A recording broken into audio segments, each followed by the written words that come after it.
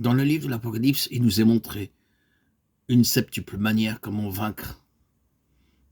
À celui qui vaincra, il est répété 7 fois dans Apocalypse 2 et 3. De même, 7 récompenses sont données à ceux qui triomphent, et il y a 7 grandes expériences spirituelles que nous devrons traverser pour vaincre.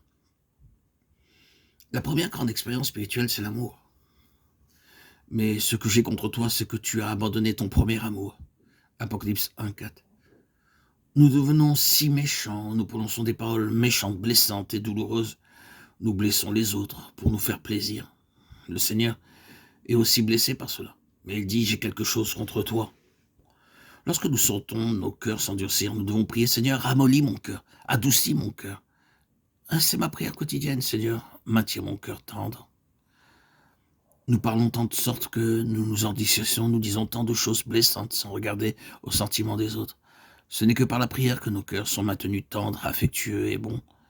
Aimer et pardonner aux autres est la première expérience fondamentale pour devenir un vainqueur.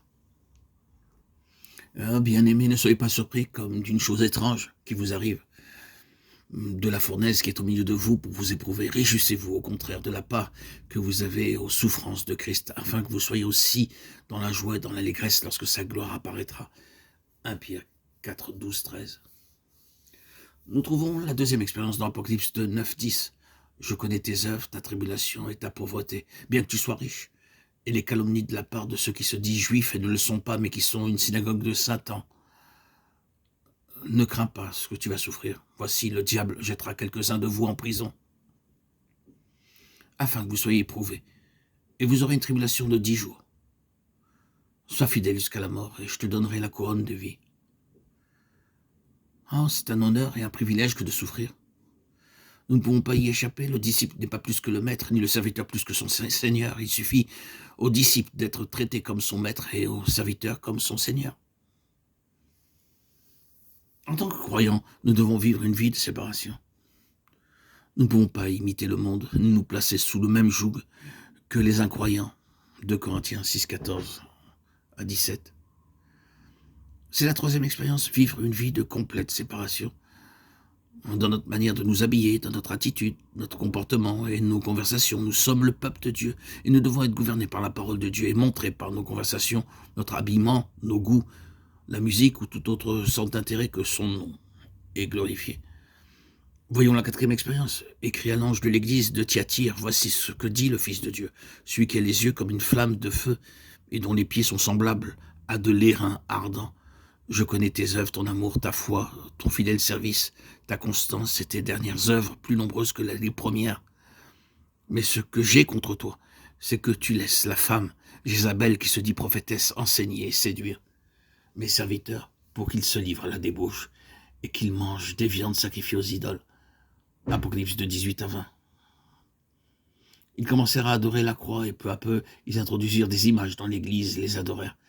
Toutes ces coutumes païennes doivent être ôtées. Elles ravissent la gloire au Seigneur Jésus-Christ. Dieu est esprit et nous devons l'adorer en esprit et en vérité. Maintenez une adoration simple, libre de tout rituel, rite et pratique, sans signification. Sois vigilant et affermis le reste qui est près de mourir, car je n'ai pas trouvé tes œuvres parfaites devant Dieu. Apocalypse 3:2. Sois vigilant. C'est notre cinquième expérience spirituelle. Veillez donc, car vous ne savez quand viendra le maître de la maison, ou le soir, ou au milieu de la nuit, ou au chant du coq, ou le matin. Craignez qu'il ne vous trouve endormi à son arrivée soudaine. Ce que je vous dis, je le dis à tous, veillez. Marc 13, 35 à 37. Veillons, car il vient. En veillant, nous jouissons de notre part dans l'héritage céleste. Pour la sixième expérience, voyez Apocalypse 3, 8. Je connais tes œuvres, voici, parce que tu as peu de puissance et que tu as gardé ma parole et que tu n'as pas renié mon nom. J'ai mis devant toi une porte ouverte que personne ne peut fermer. Cette porte est ouverte par le Seigneur Jésus-Christ. Nous devons sortir. Nous avons expérimenté qu'en priant ensemble, le Seigneur nous a dit où aller et quand aller, et nous avons trouvé des âmes prêtes pour l'évangile. Il nous donnera des âmes. Les âmes que nous gagnons sous la conduite de Dieu sont pour Dieu, et il les connaît. Nous savons que par une seule personne, plusieurs ont été sauvés. Afin que l'épreuve de votre foi, plus précieuse que l'or périssable, qui cependant est éprouvé par le feu, et pour résultat la louange, la gloire et l'honneur lorsque Jésus-Christ apparaîtra. 1 Pierre 1,7. C'est la 7e et dernière expérience spirituelle. Je te conseille d'acheter de moi de l'or éprouvé par le feu afin que tu deviennes riche et des vêtements blancs afin que tu sois vêtu et que la honte de ta nudité ne paraisse pas et un collier pour oindre tes yeux afin que tu vois. Apocalypse 3,18. C'est l'image d'une foi forte et vivante. L'or doit être purifié 7 fois. Dieu déclare que si nous désirons une telle foi pure, nous devons traverser beaucoup de feux d'affinage. En ces derniers jours, nous avons besoin d'une foi forte.